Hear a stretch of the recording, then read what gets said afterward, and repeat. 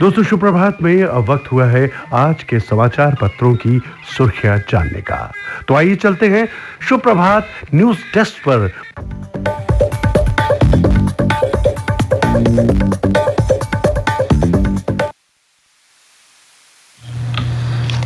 धन्यवाद श्री मोहन।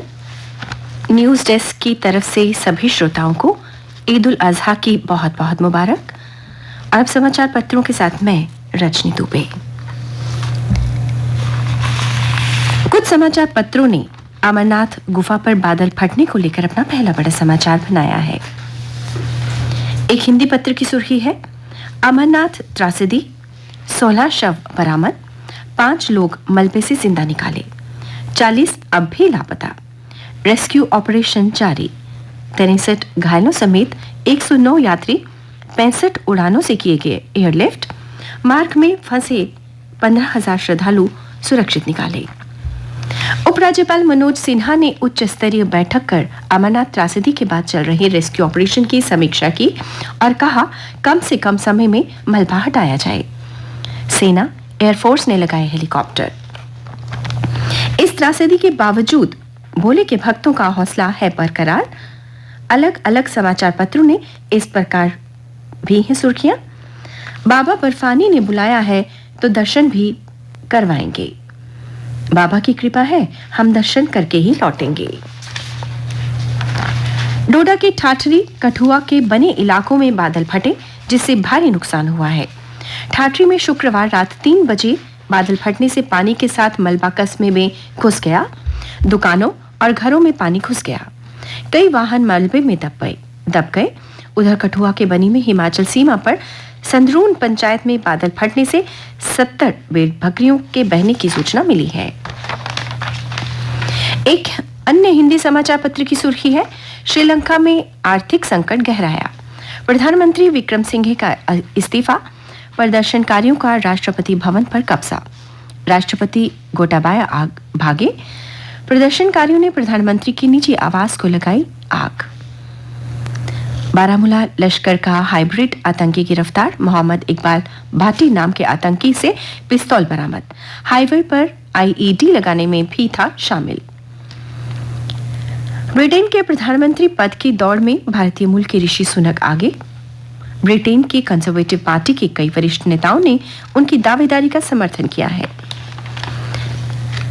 प्रमुखता से छपा एक हिंदी समाचार पत्र का समाचार, साइबर हमलों का राष्ट्रीय सुरक्षा व आर्थिक गतिविधियों पर पड़ता है गहरा प्रभाव, कहा केंद्रीय गृह मंत्री अमित शाह ने। साइबर सुरक्षा के लिए केंद्रीय होम सेक्रेटरी की अध्यक्षता में हाई लेवल कमेटी गठित होगी। भ्रष्टाचार से जुड़ा समाचार जिसे कई पत्रों ने प्रमुखता से प्रकाशित किया है। नेशनल बिल्डिंग कंस्ट्रक्शन कॉरपोरेशन का पूर्व अधिकारी जनरल मैनेजर डी.के. मित्तल के घर से 1.5 करोड़ नकदी बरामद की गई। सीबीआई ने 10 ठिकानों पर मारे छापों में 1 करोड़ 20 लाख के जेवर और 69 लाख रुपए की फिक्स्ड डिपॉजिट राशि भी मिली। महाराष्ट्र में मंत्रिमंडल के गठन से जुड़ा समाचार जिसे कई पत्रों ने प्रमुखता दी है। मुख्यमंत्री एकनाथ शिंदे ने कहा कि वह अगले सप्ताह उप मुख्यमंत्री देवेंद्र फडणवीस के साथ चर्चा के बाद अपने मंत्रिमंडल का विस्तार करेंगे। प्रमुखता से छपा एक और समाचार है, मेक इन इंडिया मुहिम को रफ्तार देने के लिए भारत सरकार भारतीय कंपनियों से खरीदेगी युद्धक ड्रोन। रक्षा मंत्री आज अत्याधुनिक रक्षा उत्पादों को करेंगे लॉन्च। उन्होंने कहा मिसाइल से लैस ड्रोन की तीनों सेनाओं को जरूरत है। शिंजो आबे को श्रद्धांजलि, हिंद प्रशांत की समृद्धि को दोगुना करेंगे क्वाड देश। जापान के पूर्व पीएम शिंजो आबे की हत्या पर क्वाड समूह की स्थापना करने वाले देशों भारत, जापान, ऑस्ट्रेलिया व अमेरिका ने उन्हें श्रद्धांजलि दी। क्वाड देशों ने आबे के योगदान को याद करते हुए एक शांतिपूर्ण व समृद्ध हिंद प्रशांत क्षेत्र की दिशा में अपने प्रयासों को दोगुना करने की प्रतिबद्धता जताई। क्वाड नेताओं ने कहा हम दिल से जापानी लोगों के साथ हैं। और अब अन्य समाचारों के साथ मेरे सहयोगी राजकुमार। धन्यवाद रजनी दुबे। अन्य समाचारों में 15 जुलाई को 2 दिवसीय दौरे पर लद्दाख आएंगे तिब्बत के आध्यात्मिक गुरु दलाई लामा। धर्मगुरु को अपने बीच देखने के लिए लद्दाख के लोगों में खासा उत्साह है। हरियाणा में विधानसभा भवन के लिए चंडीगढ़ में जमीन देने की केंद्रीय गृह मंत्री की घोषणा। उधर पंजाब के मुख्यमंत्री भगवंत मान ने पंजाब विधानसभा व हाईकोर्ट के लिए केंद्र से मांगी अलग से जमीन। सतवारी में वाहन चोर गिरोह का भंडाफोड़, 2 शातिरों को पकड़ा गया। निशानदेही में 17 बाइक, 3 स्कूटियों सहित 20 वाहन बरामद किए गए। क्लस्टर यूनिवर्सिटी में स्नातक में दाखिले के लिए पंजीकरण 12 जुलाई से शुरू। भगवान जगन्नाथ के रंग में रंगा मंदिरों का शहर। शिवधाम कैनाल रोड से भव्य रथ यात्रा का आयोजन हुआ, जो विभिन्न इलाकों से होते हुए इस्कॉन ड्रीम सिटी मुट्ठी में संपन्न हुआ। ये समाचार भीतर के पन्नों में सचित्र छपा है। शहीद जसवीर सिंह अमर रहे के जयकारों से गूंजा आरएसपुरा का सई खुर्द गांव। शहीद नायक जसवीर सिंह का सैनिक सम्मान के साथ अंतिम संस्कार कर दिया गया। अब जम्मू संभाग में भी पैदा होगा हरिमन प्रजाति का सेब। सांबा के रांजड़ी व उधमपुर में ट्रायल सफल रहा। दिसंबर में बागवानों को बांटे जाएंगे पौधे। किचन गार्डन में भी उग सकेगा ये सेब। बाबा सिद्ध गौरिया का ऐतिहासिक सांबा में स्वांखा मेला आज। झिड़ी मेले के बाद जम्मू संभाग का ये दूसरा बड़ा मेला है। डुग्गर की पहचान बन चुके इस देवस्थान का संबंध नाथ पंथ से है। केंद्रीय विश्वविद्यालय के छात्रों की हर हफ्ते होगी स्वास्थ्य जांच। जी हां, ये भीतर के पन्नों पर समाचार प्रमुखता लिए हुए है। केंद्रीय विश्वविद्यालय जम्मू प्रति शनिवार को हॉस्टल में रहने वाले छात्रों के लिए चिकित्सा शिविर लगाएगा। इस शिविर में छात्रों के स्वास्थ्य की जांच की जाएगी। साथ ही तनाव दूर करने के लिए काउंसलिंग भी होगी, ताकि छात्र निश्चिंत होकर पढ़ाई कर सकें। कोरोना महामारी को ध्यान में रखते हुए विश्वविद्यालय ने पहली बार ये निर्णय लिया है। अब हॉस्टल में रहने वाले छात्रों को परेशानियों का सामना नहीं करना पड़ेगा। शनिवार को चिकित्सक हॉस्टल में जाकर छात्रों के स्वास्थ्य की जांच व उनका उपचार भी करेंगे।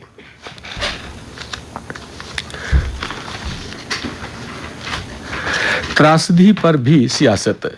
श्री अमरनाथ गुफा के पास हुई त्रासदी पर भी सियासत शुरू हो गई है। राष्ट्रपति चुनाव के लिए विपक्ष के संयुक्त उम्मीदवार यशवंत सिन्हा ने कहा कि सरकार को इस घटना के बारे में तथ्य देश के सामने रखने चाहिए।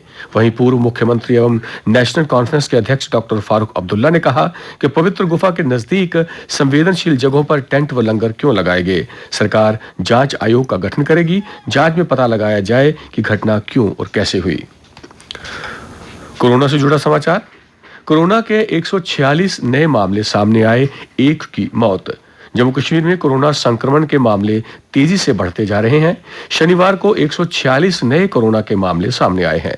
जम्मू जिला से 67, श्रीनगर जिला से 45, उधमपुर से 9, गांदरबल, पुंछ व बड़गाम से 4-4 मामले, कठुआ व बारामूला में 2-2 मामले, सांबा में 6, राजौरी, डोडा व शोपियां में 1-1 मामला सामने आया है। और अब खेल समाचार। भारत ने इंग्लैंड से जीती लगातार चौथी सीरीज। दूसरे टी20 में 49 रन से हराया। जडेजा ने बनाए नाबाद 46 रन, तो man of the match Bhuvi ने 15 रन देकर लिए 3 विकेट। भारतीय टीम ने 8 विकेट पर 170 रन बनाए। इंग्लैंड की टीम 17 ओवरों में 121 रन पर सिमट गई। भुवी के अलावा अन्य तेज गेंदबाज जसप्रीत बुमराह और स्पिनर युजवेंद्र चहल ने 2-2 विकेट लिए। मेजबान टीम की ओर से मोइन ने 35 रन बनाए। अभिषेक ने नंबर 1 तीरंदाज को हराया। भारतीय कंपाउंड तीरंदाज अभिषेक वर्मा ने विश्व नंबर 1 तीरंदाज नीदरलैंड के माइक श्लोसर को हराकर वर्ल्ड गेम्स के अंतिम 4 में प्रवेश कर लिया है। दोनों तीरंदाज 5 सेट के बाद 149-149 के स्कोर पर थे। टाई ब्रेकर में भी दोनों ने परफेक्ट 10 का स्कोर किया। केंद्र बिंदु के करीब वर्मा का तीर था, वो विजेता बने। 23 साल की रिवाकीना बनी विंबलडन की नई मलिका, दूसरी सबसे युवा विजेता। फाइनल में ओंस को हराया। खिताब जीतने वाली कजाकिस्तान और एशिया की पहली खिलाड़ी। रूसी खिलाड़ी थे प्रतिबंधित, पर रूस की बेटी ने जीता खिताब। जी, ऑल इंग्लैंड क्लब ने यूक्रेन पर रूस के हमले के विरोध में विंबलडन में रूस और बेलारूस के खिलाड़ियों के खेलने पर प्रतिबंध लगा रखा था, लेकिन महिला एकल का खिताब रूस की बेटी ने ही जीता। दरअसल कजाकिस्तान की ओर से खेलने वाली एलिना रिबाकिना का जन्म 17 जून 1999 को रूस की राजधानी मॉस्को में हुआ। 2018 में एलिना ने रूस छोड़ दिया। इसके बाद उन्होंने कजाकिस्तान की नागरिकता ले ली। अमेरिका में ट्रेनिंग के बाद सीधे बर्मिंघम जाएंगे पूनिया। भारतीय खेल प्राधिकरण साई ने शनिवार को कहा कि स्टार पहलवान बजरंग पूनिया को आगामी राष्ट्रमंडल खेलों के लिए ब्रिटेन का वीजा मिल गया है, जिससे वो बर्मिंघम जाने से पहले अमेरिका में ट्रेनिंग दौरे पर जा सकेंगे। बजरंग अमेरिका में अपने ट्रेनिंग बेस से सीधे ही राष्ट्रमंडल खेलों की ओर जाएंगे, जिससे उनके लिए ब्रिटेन की वीजा औपचारिकताओं को बाद में पूरा करना मुश्किल होता। और अब मौसम की बात करें तो समाचार पत्रों के अनुसार आज जम्मू संभाग में हल्की बारिश या गरज चमक के साथ छींटे पड़ने की संभावना है। तापमान कल का अधिकतम 33.1 डिग्री सेल्सियस और न्यूनतम 27.2 डिग्री सेल्सियस रिकॉर्ड किया गया। आज सूर्यास्त 7:41 पर और कल यानी सोमवार को सूर्योदय 5:31 पर होगा।